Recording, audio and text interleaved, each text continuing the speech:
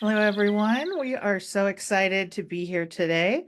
We're going to walk you through a little bit of our research, our toolkit, and we're going to show you some of the materials, and then we'll be happy to answer questions, or even if people would like to break into groups to try the worksheet, we'd be happy to do that as well. So we'll jump right in, and let me share my screen. All right. Here we go. All right. So we originally started on, well, first, as Joe said, he introduced us. If you would like to talk to us more, our contact info is on this slide, but we will also be sharing it at the end of this workshop. So feel free to screenshot that, but we'll also share it in the chat and share it at the end. So this project started because we were hearing from a lot of our newsrooms that they love collaborations, they love working together, but it's hard to make the time, it's hard to make it sustainable, and it sometimes breaks down because of various reasons within the process. So Can you do me a we favor? wanted to create a Can you go toolkit full that screen? can really help people work together, help the collaborations be sustainable, but also really help those collaborations actually serve communities in an additive way. So we started research. We spent months interviewing newsrooms. We interviewed 38 newsrooms in depth about their collaboration needs, and we surveyed an additional 60. These are just a few of the great newsrooms that talk to us about their collaborations, what they're looking for in collaborations, what their pain points are. And these interviews really helped guide the toolkit and the materials that we included. Kat, before you Yes. can you go full screen with the slides so we can see a little better? Yes, absolutely. Thank you so much. Sorry about that.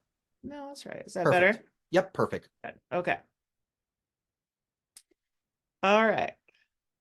So things we heard over the course of these interviews and from the survey, and I bet this probably resonates with a lot of people on the call today, is really that when we talk about collaboration, that means different things depending on who you're talking to. And so we heard a lot about the difference between short-term and ongoing collaborations, the difference between co-publishing agreements and maybe deeper levels of collaboration, whether that involves combining editorial resources to co-report stories, or even at the deepest and really the least common level, which would be organizational collaboration, sharing resources on the back end to make collaborations possible. The most common being co-publishing, kind of lightest lift. Also, we heard this phrase over and over in different ways that collaborations are the nice to have. Right? For many organizations, they're like dessert, not the main meal. In our toolkit, we've got a quote from DJ Hall, who's now the editor-in-chief at Floodlight. At the time, she was at Wisconsin Watch, talking about how you pursue a journalism collaboration, and a lot of time it's kind of like kids in a sandbox playing with trucks next to each other, but not really together. And so a lot of the conversations focused on really what would it mean and what would it take to build something together. And as Kat mentioned, we pursued this to provide a template that newsrooms can follow, particularly community-focused newsrooms, that makes it possible just to start. Because a lot of what we heard was some real uncertainty about how to get started, how not to get big-footed by, maybe bigger players, bigger news organizations, how to create these agreements.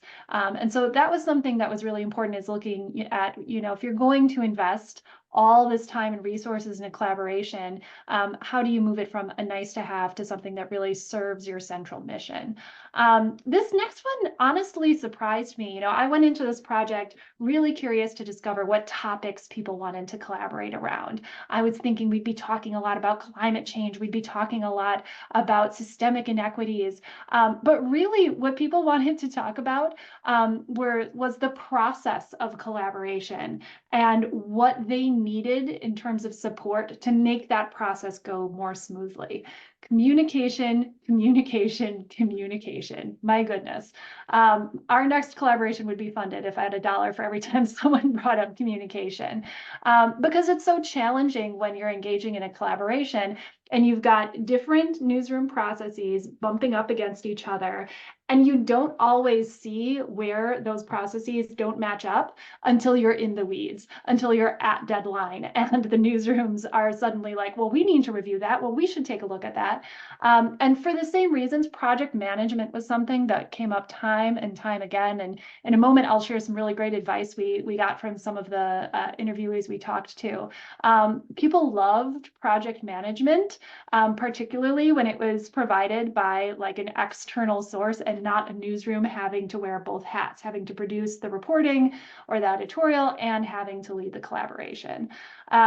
This will likely not surprise anyone on this call, but the next biggest challenge people identified: money.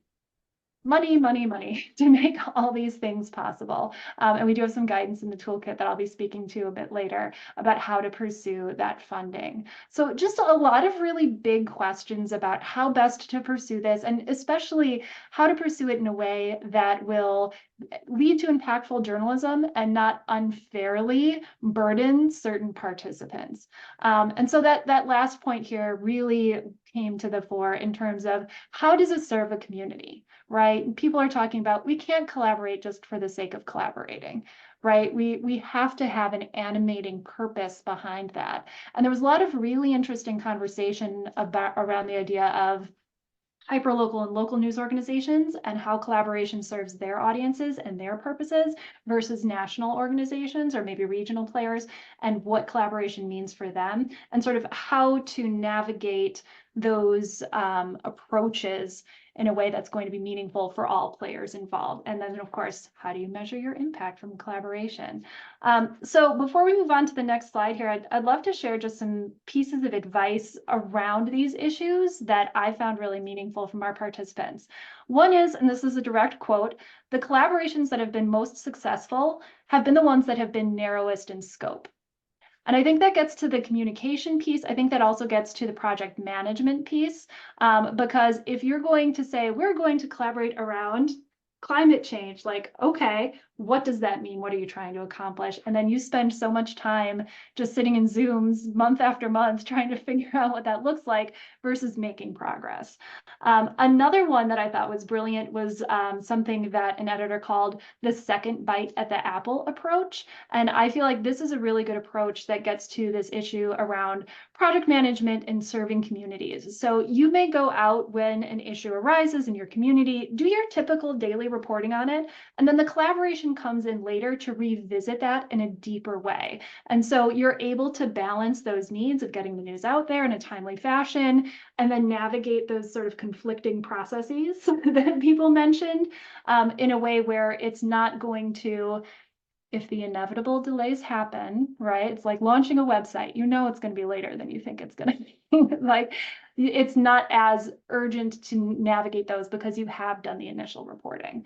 I really loved these key questions that one newsroom had when evaluating whether to pursue a collaboration. Again, getting to this idea of we shouldn't just collaborate so we can say we collaborated. Moving from dessert to the main course. Does it protect the vulnerable? And will it reach people in news deserts? If yes, then it is something they would look at pursuing. If no, it's off the table.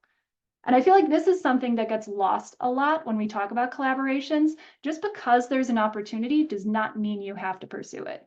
There are tons of opportunities out there to collaborate. And if it's not the right fit for your newsroom, then you should not put that time and energy into it. And frankly, it probably makes it less likely that you will be in a position to pursue the right opportunity down the road, because in the back of your mind, in the back of your boss's mind, it's going to be, oh, but we spent so much time on that one thing and it didn't go anywhere. The last point, and then I'll turn things back over to Kat, is that trust takes generations, right? It takes time to build trust between outlets, between people, to build these relationships. Trust is an absolutely essential ingredient to these collaborations. And I think that's where honestly, I think a lot of the communication conversation is also around this idea of trust. And so start small, right? One thing that I really hope that this toolkit makes possible is just a willingness to try things and see how they go, and then pursue it from there, because you can build trust over time. We just have to extend ourselves the patience to trust that process, and see the possibilities of where it can go. So those were really the common through lines. And if there's one thing I would encourage people to sort of take away from this, it's that there is a lot of common challenges that people face when it comes to starting collaborations, a lot of common questions they have, but I would say also a lot of common opportunities to navigate this in a way that allows you to build something really meaningful. Kat, I think back to you. All right. So a lot of questions that we heard from people when we asked them, what would you want in a toolkit or what would you want help with? Really guided the materials that we built into this toolkit for everybody to use. So our toolkit, which we'll show you in a second, has a ton of templates, examples, Google Sheets that you can copy and customize, meeting agendas, fundraising, spreadsheets, all kinds of good stuff. And these questions really guided building those materials. So one of the major things we heard was just how to define the collaboration and the roles of everybody involved. So like in a lot of our interviews, we heard from newsrooms, well, I think a collaboration is XYZ, but then when we get halfway through the project, we realize that our partner thinks it's ABC, right? So there was a lot of like clarifying what is your collaboration actually going to look at? What is everyone's role going to be? And then how to define the structure of your communication mission and values. So in our worksheet, which I'll show you in a second, we actually have a bunch of talking points that everybody tested for us at CJS last year, which went great, where you actually take a day to sit down with your, hopefully, collaboration partners and work through all these different points so that you agree and you start from the same place in the beginning on how to fundraise, how to make sure that the collaboration serves both of your communities, how to make space for it in your newsrooms. And you make those co-decisions on communication, values, mission, and making sure that everything aligns so that you know that you're starting from the same starting place as your partners. So we took all these questions where newsrooms said, like, I wish we knew how to do this, or I wish that we always talk to our partners about this. And we helped that build that into the toolkit to structure all the materials. So what's inside? So our toolkit has a searchable database to help you find collaboration partners. It has funding guidance and templates. It has project management guidance and templates. And then we go deeper into our research and share more from that. So I will open this up now.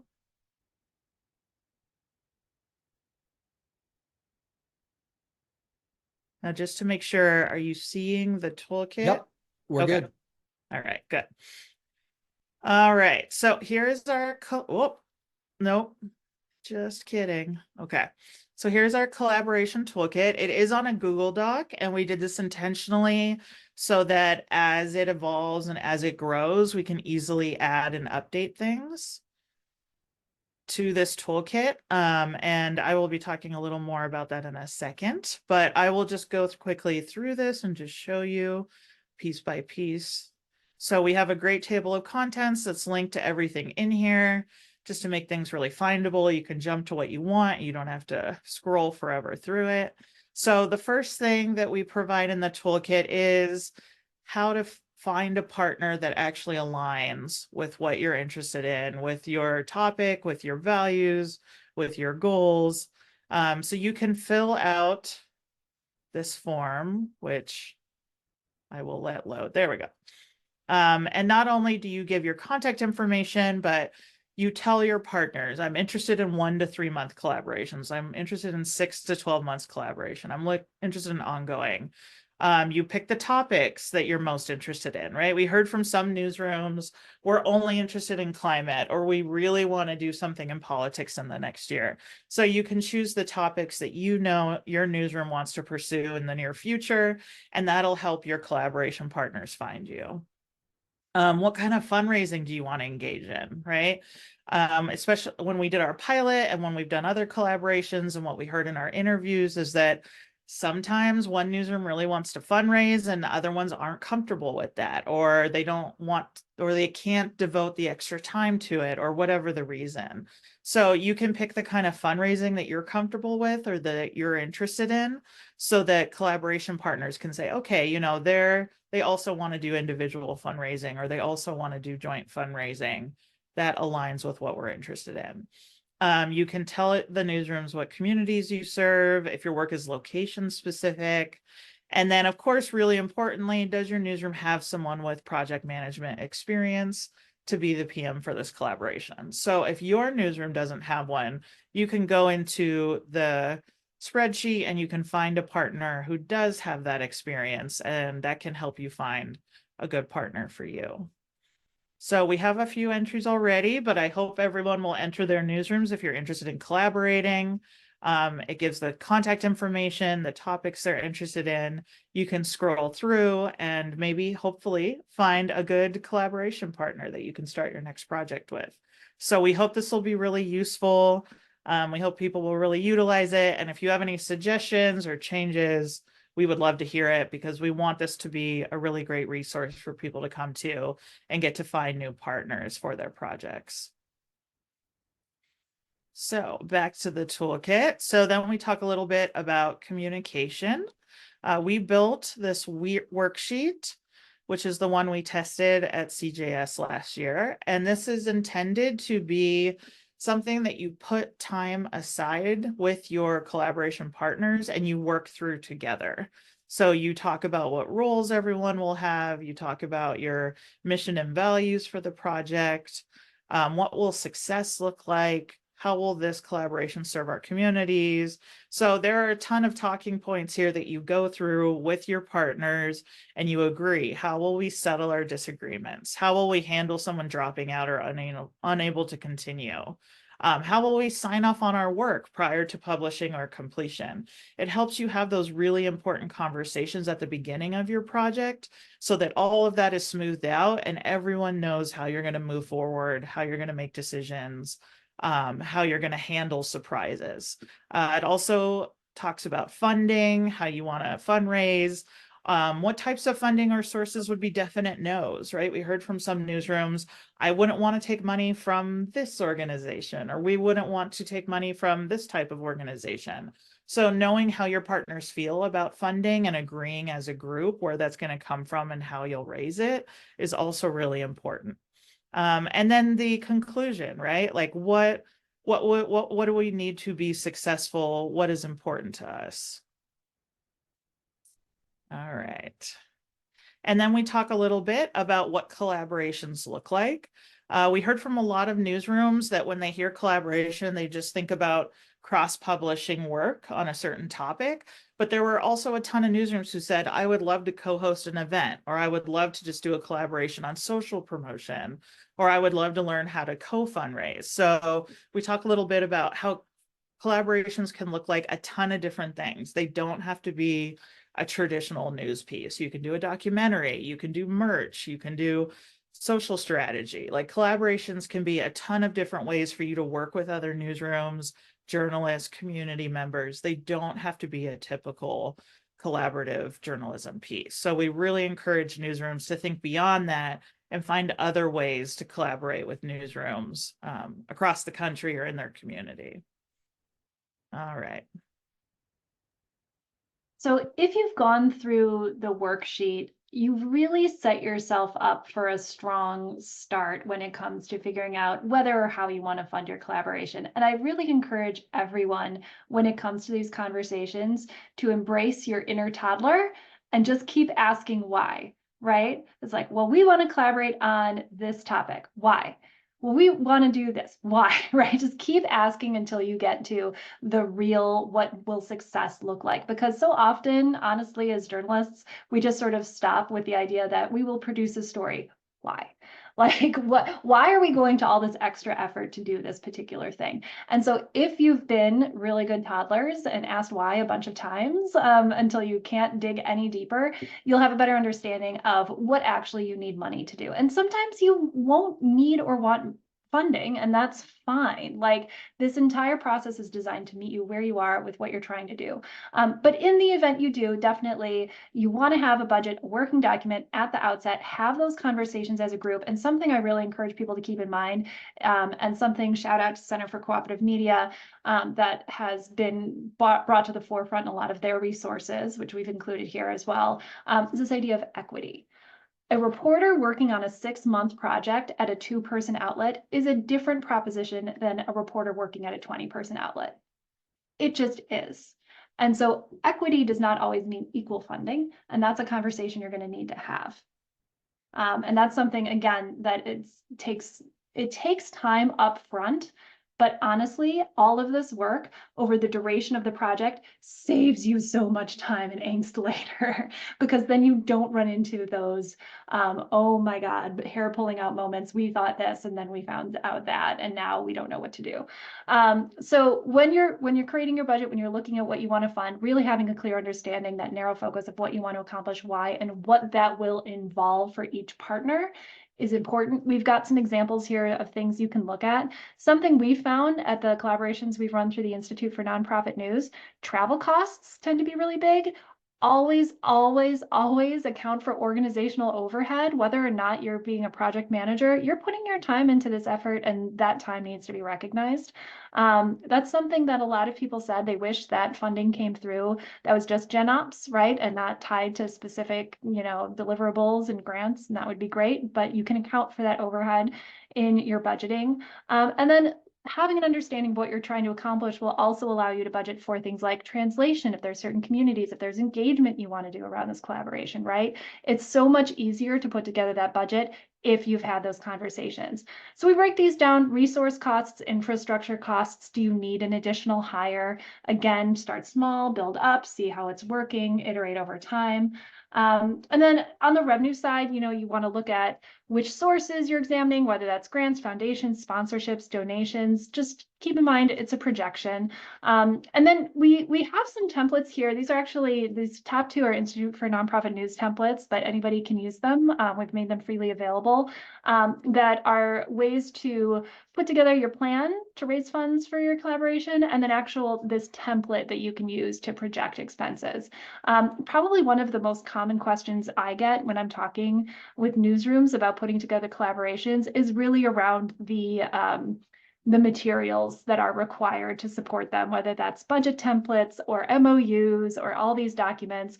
Another thing the Center for Cooperative Media has done really well is show that, there is no one answer for what that needs to look at. The answer is what works for you and for your partners. And so that's why we've linked to, again, some of their resources around budget raising and fundraising. But equity, I cannot stress enough, so important to have that conversation up front.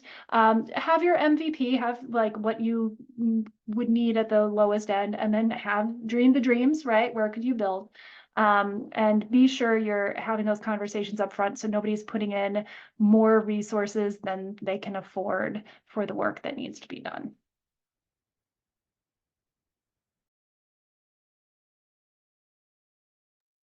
All right. And our next section in the toolkit is the other big note that we heard from a lot of newsrooms, is that the project management piece is really hard, partially because that person is the person in charge of making sure everyone's communicating clearly, making sure everyone's keeping on deadline, organizing things, doing action items. So we provided some resources here for the project manager on your team, or for that person who's assigned that role, if maybe they don't have a ton of experience in that space.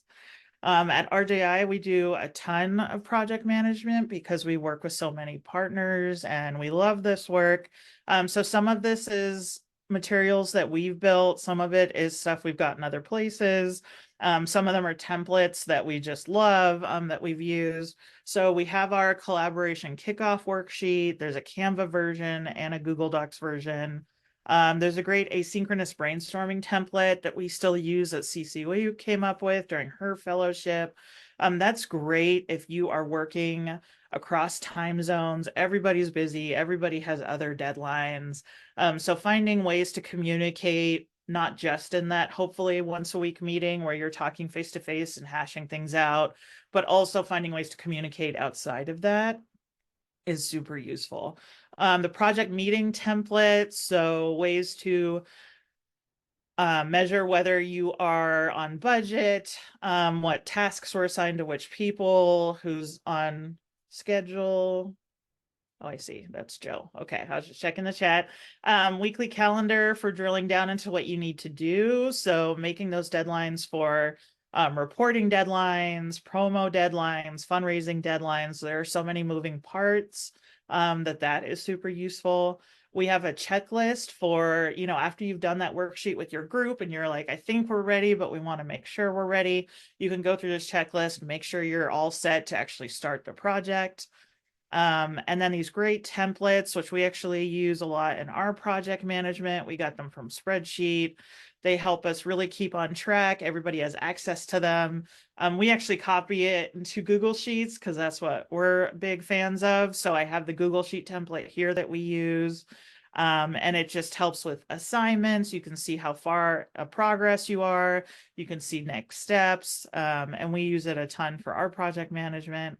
And then there is a newsroom resource requirement template. So this really helps after the first time you've used this, but also while you're using it to see how many resources you're actually devoting to your collaboration. So a lot of the time we think, oh, this will just be 5 hours a week, or this will just be 2 hours a week. But once you actually start tracking what you're putting into your collaboration, it helps you really see, oh, you know what, we're actually spending 15 hours a week on this. We need to budget for that in the future to make sure that our staff has the time and space to do this collaborative work well.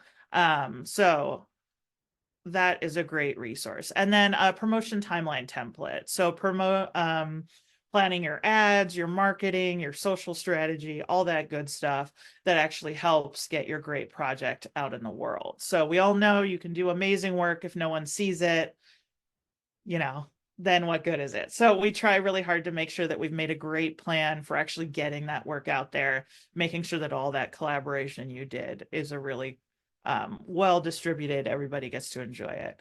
And then I also linked to some other digital tools. Some newsrooms really love these digital tools, some don't.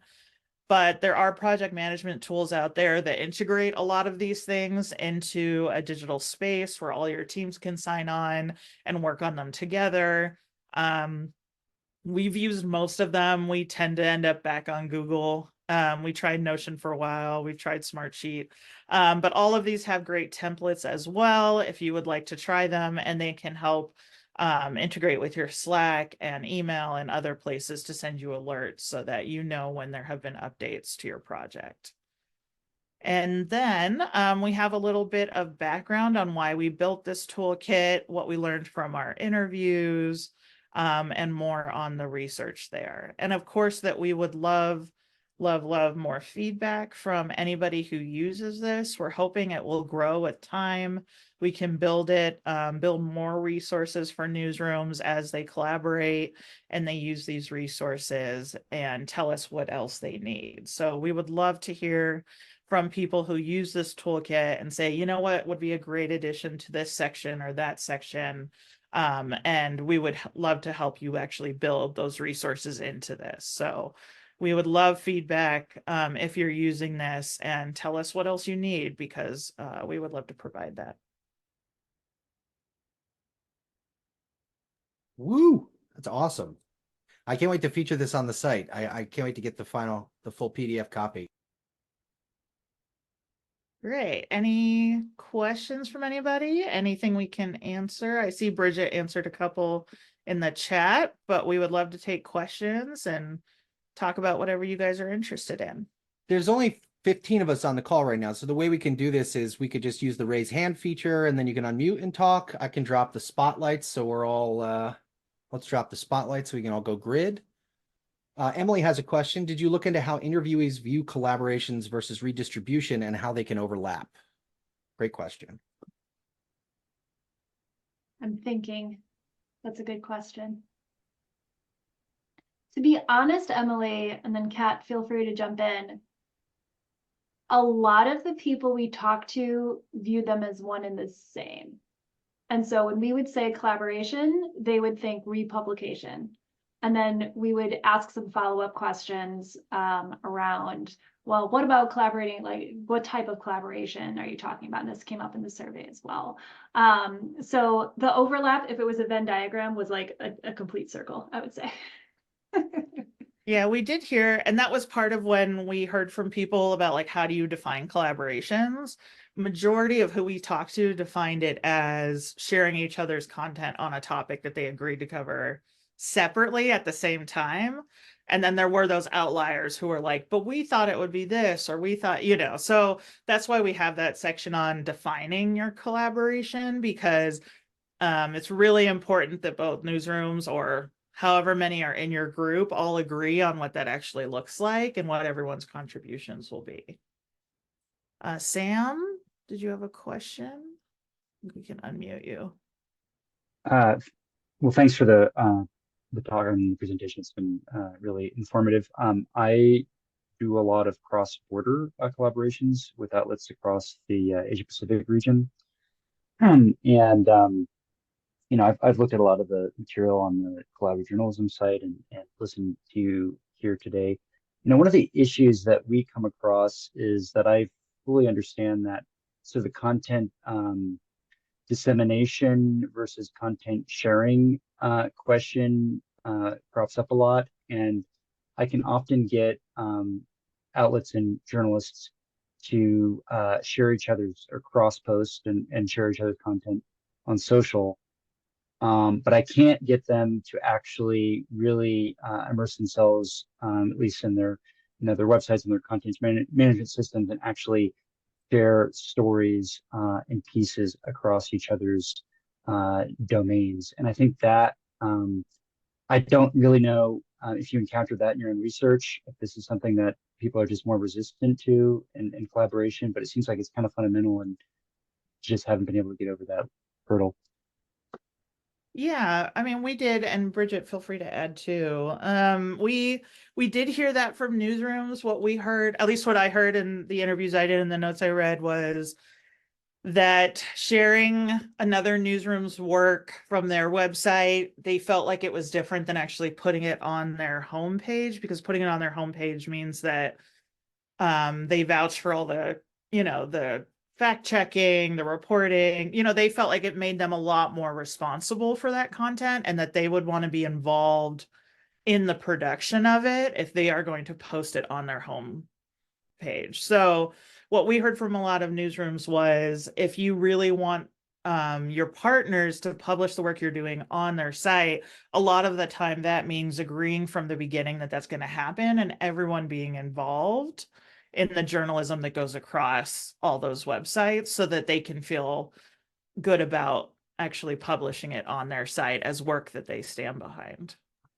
Yeah, I think, Sam, you've raised a really important issue here, which gets, again, to the importance of having those conversations up front, even about things that may seem kind of obvious. But certainly there are organizations that have run into, there may be an outlet that has a share everything, steal our stories, everything is free ethos. And then another organization, for very legitimate reasons, that has a policy against that. And so how do those two work together?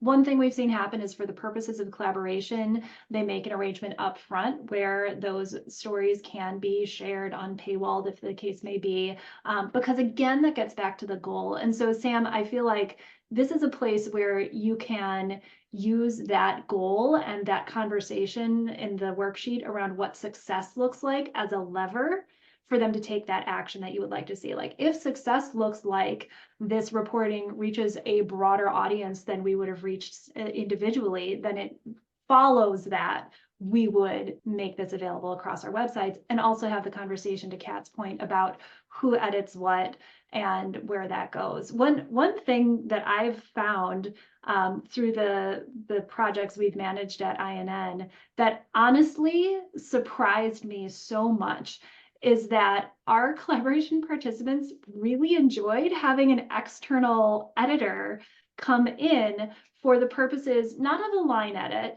but really of a holistic edit to make sure all the series pieces fit together. And truly, if you had told me like 2 years ago this would be the thing people loved about collaborations, I would not have believed you. I thought people were going to say, why is this external editor coming in? They don't know my audience. They don't know, right? They don't know the context, and people love it. And so I think that can be an avenue to pursue. If there's a question around the quality of the work and whether it should be featured on the homepage versus the expectations around sharing on social, which are sort of lower, I would say, in terms of the responsibility of the news organization. Sam, I'm sorry, you asked such a great question. I just have to keep one really quick thing. This is also where having an MOU or some kind of agreement in place comes in really handy, because then instead of trying to remember something you said on a Zoom call 5 months ago, you have a document you can refer back to that spells out, we will republish each other's work, and these are the expectations around editing and the responsibilities. Again, CCM has some great resources there. Okay, it's a great question. Great, thank you so much. I really appreciate it. I will also say, I remember in one of my interviews for this project, a newsroom told me that they allowed that, and then another newsroom that published their work on their website actually entered it for an award, and because it was on that newsroom's website, it looked like it was fully their work, and they didn't like co-credit the newsroom who had actually produced the piece. And because of that, they were really hesitant to ever do it again. So that was another example of like things happen that you may not expect or that you would never condone, but they do happen. And some newsrooms are a little hesitant because of past experiences like that. So that's another reason we really emphasize having all those conversations up front so that everyone agrees on all of those things at the beginning and there aren't surprises later that surprises one partner and not the other. Sylvia? Hi, Bridget. Hi, Kat. This was great. Thank you so much. Just listening to so many of insights that I've been sort of privy to in terms of internal conversations as part of our collaboration and collaborative efforts. It's just great to have this available to folks to actually use, for the purpose of having those conversations. My question really focuses more specifically on internal conversations, internal communication. Like there seems to be, especially with larger, newsrooms, organizations, where there are many more steps to be taken around actually making the decision to pursue a collaboration. That sometimes can be one of the biggest hurdles or barriers to even starting conversations with other partners outside of a newsroom. Do you have any insights you could share, in terms of how can that be effectively addressed, suggestions around how to engage in conversations internally that can, support the process in the direction of sort of starting a collaboration or collaborative project? Mind if I go first, Kat? Yeah, go for it. We did run into one newsroom over the course of this project where there was a mid-level person at the newsroom who really wanted to pursue a collaboration and then could not make the case to the higher ups and had to stop. So it's a very real issue. It gets back to the idea of understanding the mission and the goals of the collaboration. And I think too, just to be totally honest, collaborations at their core are about relationships. And so particularly, I would say if it's a newsroom that does not have an extensive history or experience with collaboration, look for the people you trust that you can vouch for in your network or work to build that trust with someone that you think would be great to work with. And then that's a much different conversation, because we've all had these conversations, right? Where it's not, here is the 10-point plan of why we should work with XYZ outlet. It's you going to your boss and being like, Sylvia is great. We should definitely do this project with her. Here's what's going to accomplish for us. Can we just try it out? Right. And so as you gather those proof points, and this is what I mean by like sort of starting small and building, you flow from where the trust is. That doesn't mean you can't pursue, you know, cold email, cold call, use the database, everything else. But if you're looking to build a culture of collaboration at your organization, having those internal conversations up front about why you would do it, what it's going to entail, and why, like, what you hope to accomplish or learn, is going to be absolutely essential. Kat, anything to add there? I mean, I would say through the interviews and through personal experience, I would say sometimes when you're in a larger newsroom, the focus is really on that bottom line. So figuring out how the collaboration will either serve your community or specific communities that your newsroom is trying to reach, and that's part of their goals that year, or maybe funding goals, like, hey, this is going to bring in XYZ new subscribers, or we're incorporating this fundraising into it. I mean, I think it can really vary newsroom to newsroom too, and boss to boss to approve these kind of projects. And I think that's kind of a big part of it, is knowing your audience. Like, what is my newsroom trying to accomplish this year? And how can this collaboration can benefit us in that way? Because we did hear from a lot of newsrooms that, like, we love collaborations and we love doing this work, but sometimes at the end of the day, the higher ups see the work and go, we could have just done that on our own. How is it any different? So I think we really have to make the case for not just making the collaborations really serve a unique need for the newsroom and the community, but also be able to show that to, like, big or small newsrooms, whatever size. We want to show that that collaboration, that added effort, time, money, and resources is going into something that's going to benefit both our communities and our newsrooms themselves.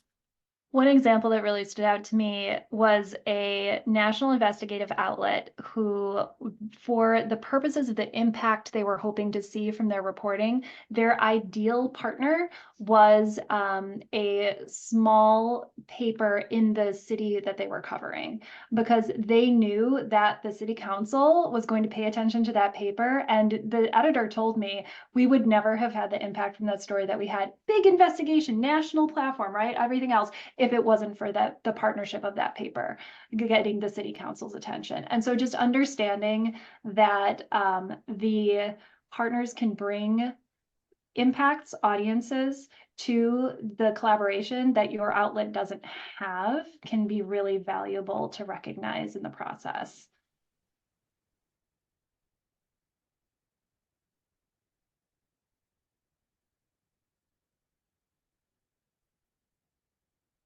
All right, we have a few minutes left. Any other questions we can answer for anybody? I would ask one of you, and if nobody else has one. I can go after. Oh, no, please go. Sorry, I didn't see you. Go, Rachel.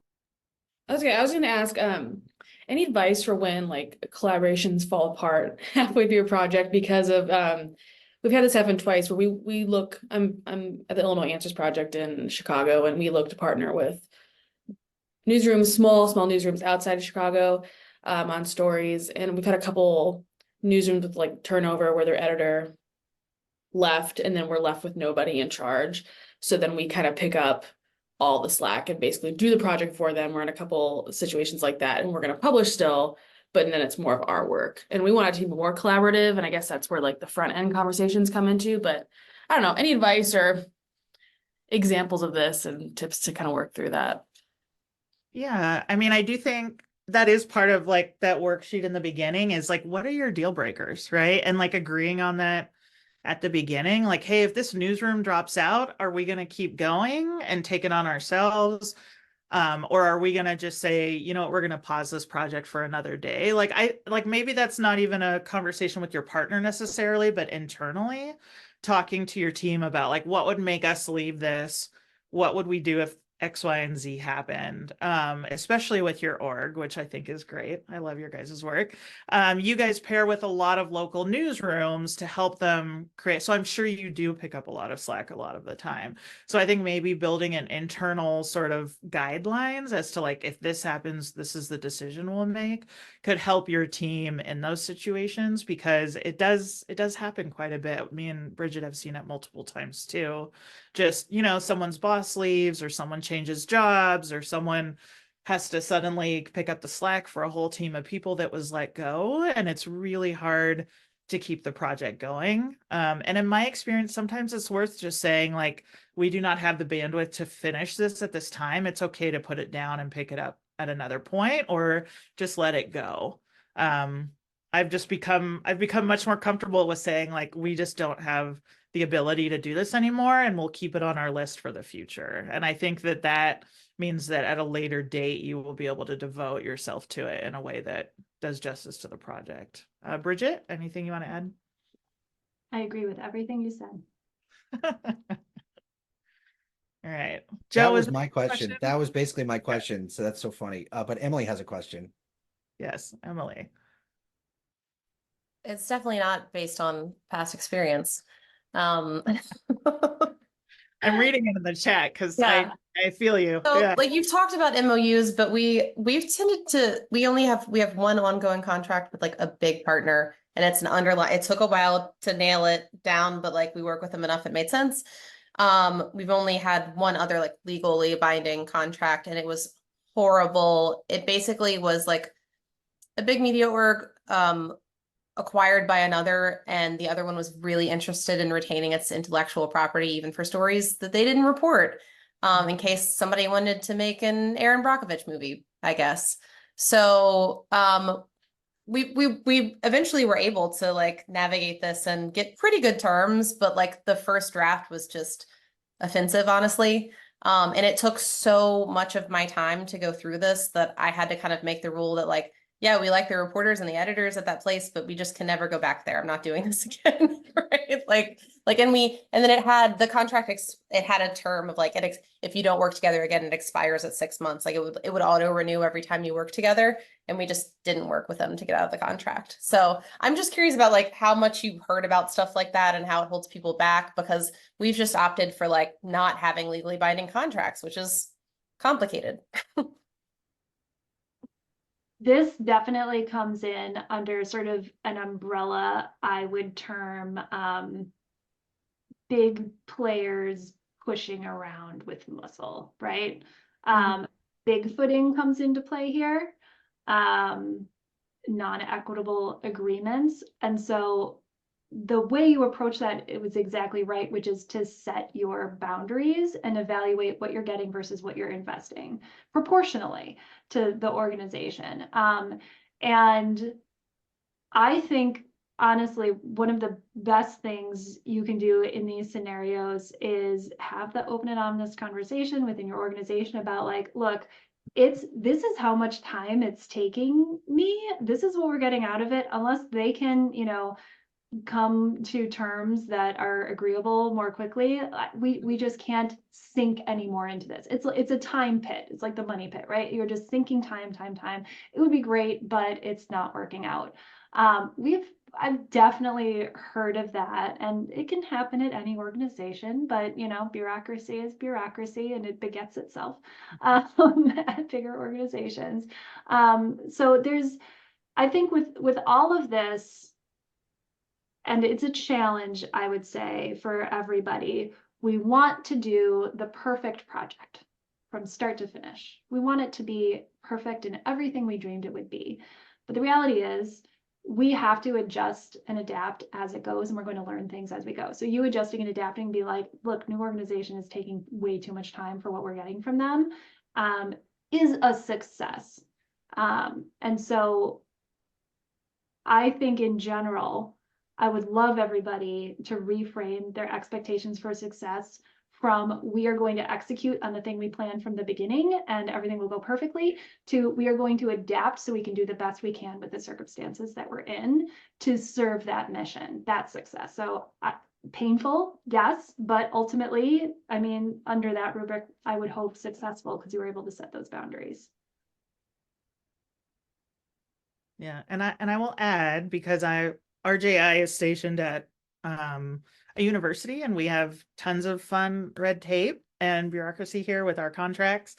Something we did, which was painful and it took a long time, but it has really helped, is we sat down with our legal team and we created a contract specifically for collaborations, with all the things in it, like vague enough, but specific enough that we would we would provide it for every collaboration. And that's what we use for projects. And that's what we show people in the beginning.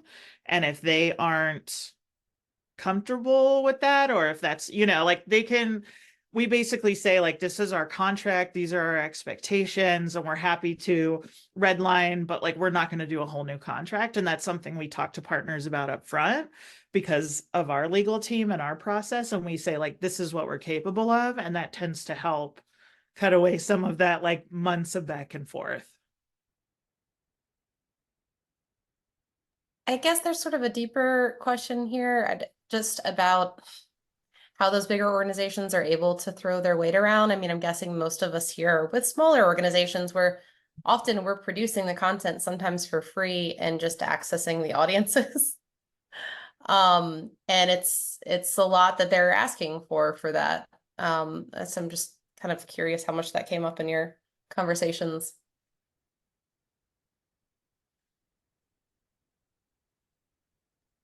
It feels like I heard a lot of fear around collaborating beyond co-publishing for that reason, for the idea that we don't know what we're getting into, we don't know how much it's going to take, and we don't know that we'll be treated fairly. And